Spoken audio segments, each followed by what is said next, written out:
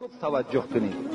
رسول اکرم میگوید کسی که در دنیا نماز ترک میکند ثم قضا، بعد بیگاه که شد قضایی میخوانش، عذب فی النار حقبا، این گونه انسان خداوند در روز قیامت یک حقب عذاب میکرده است. از پیغمبری خدا پرسیدن حقب چیست؟ حضرت گفتند 80 سنه. برای یک نمازی که وی قضا کرده است، برای یک نمازی که وی در وقتش بے پروایی کرده است، خداوند در قیامت 80 سال عذابش میکرده است. الحق 80 سنه. پیغمبر گفتند 80 سال برای یک نماز قضا کرده خداوند عذاب میداده است.